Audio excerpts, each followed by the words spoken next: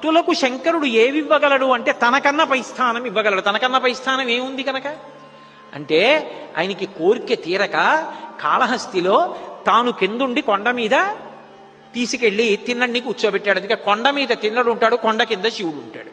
ఉరి నేను కింద ఉంటాను, నువ్వు పైన ఉండరా అన్నాడు.